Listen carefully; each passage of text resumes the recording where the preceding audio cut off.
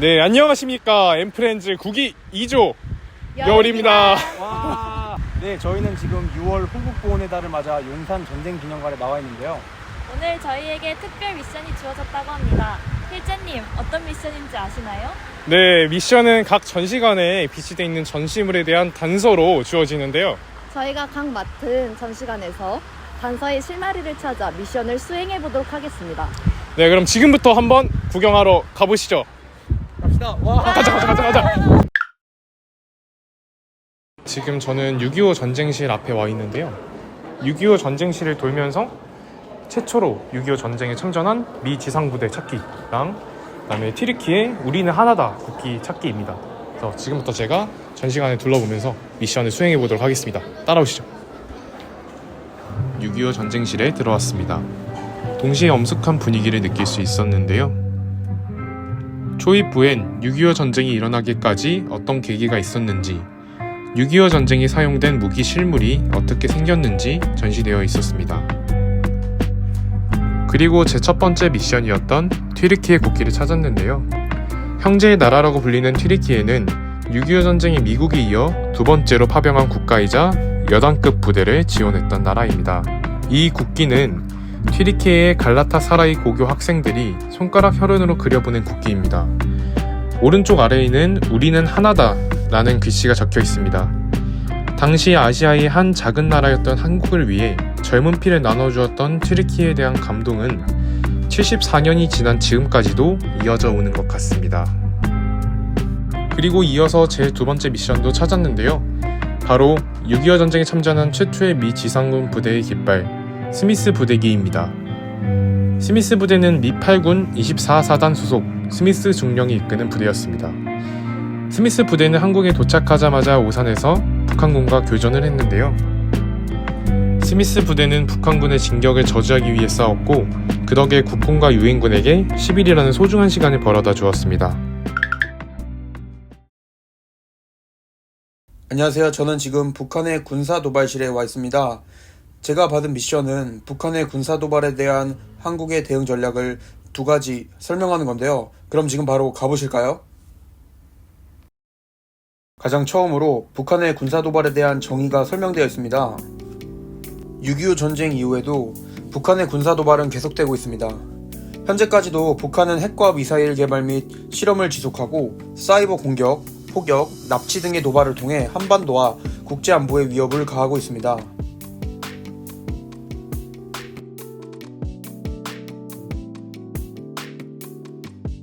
이곳에는 연도별 북한의 군사도발 전개 과정이 나와 있는데요.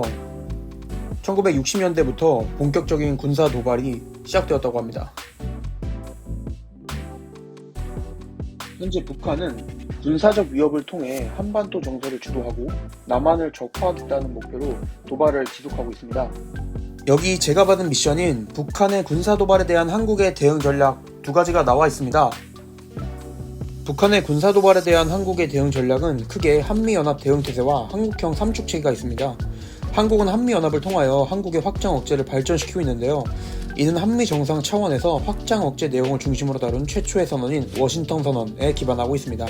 또한 북핵과 미사일에 대응하여 킬체인, 한국형 미사일 방어, 그리고 대량 응징 보복 시스템으로 구성된 한국형 삼축체계를 구축하여 북한의 군사적 위협에 대응하고 있습니다. 이상으로 군사도발실에서의 제 미션을 마무리했습니다. 안녕하세요. 저는 지금 해외 파병실에 나와 있는데요. 대한민국은 베트남 전쟁 참전 이후 해외 곳곳에 국군을 파병하고 있다고 합니다. 여기서 제가 받은 첫 번째 미션은 베트남 전쟁에 최초로 파견된 국군 부대는 어느 곳인지 알아보기이고, 두 번째 미션은 유엔 결의에 의해 분쟁 지역에 파견되는 군을 무엇이라고 부르는지 알아보기입니다. 그럼 저와 함께 미션을 수행하러 가보실까요? 첫 번째 주제는 베트남 전쟁인데요. 베트남 전쟁은 자유진영의 남베트남과 공산진영의 북베트남 및 남베트남 민족 해방 전선이 벌인 전투를 말합니다.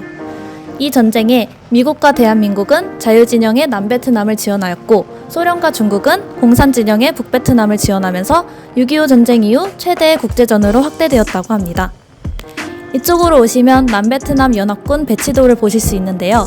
우리나라 국군은 미군, 태국군, 필리핀군 등과 함께 자유진영의 편에 서서 베트남 전쟁에 참여하였습니다. 1964년 미국은 베트남 전쟁에 보다 많은 우방국을 끌어들여 국제사회의 참여와 지지를 얻어내기 위해 보다 많은 깃발 정책을 발표하였는데요. 이때부터 우리나라는 건군 이후 최초의 해외 파병을 준비하기 시작했습니다. 이 부분에서 저의 첫 번째 미션에 대한 해답을 얻을 수 있는데요. 베트남 전쟁에 최초로 파견된 전투부대는 해병 제2여단 청룡부대, 그리고 같은 해 10월 수도사단 맹호부대인 것을 파악하실 수 있습니다. 이곳은 베트남 전쟁에 파견된 국군 부대를 소개하는 장소입니다. 첫 번째 해병 제2여단 청룡부대는 건군 이후 최초로 해외에 파병된 전투부대입니다. 전쟁 기간 동안 눈부신 활약을 펼치며 대한민국 해병대의 용맹함을 보여주었다고 합니다. 이쪽으로 오시면 두 번째 부대인 수도사단 맹호부대를 만나보실 수 있는데요.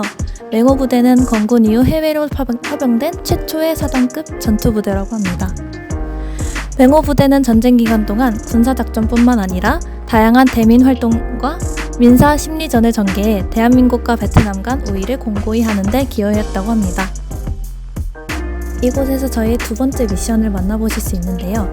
앞서 말했듯이 유엔 결의에 따라 분쟁 지역에 파견되어 정전 감시, 전후 복구 등의 임무를 수행하는 군을 유엔 평화유지군, 유엔 PKO라고 합니다. 유엔 사무총장이 임명한 지휘관이 파병 부대를 지휘 및 통제할 수 있으며 자위적 목적의 무력 사용이 가능하다고 합니다.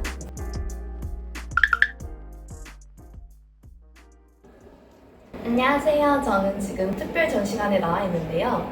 이 전시관은 6.25 전쟁 당시에 전사자들의 유해 물품을 전시해 놓은 관으로서 다시 부르는 이름이라는 전시회를 열고 있습니다.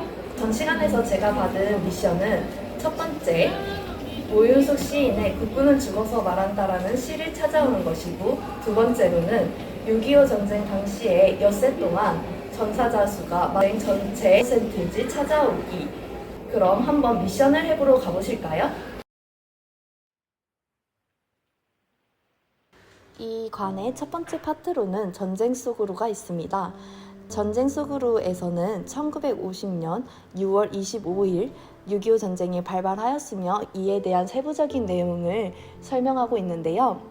여기 옆에 보시면은 6.25 전쟁 참여 당시에 쓰이던 군인들의 군복이 전시되어 있습니다.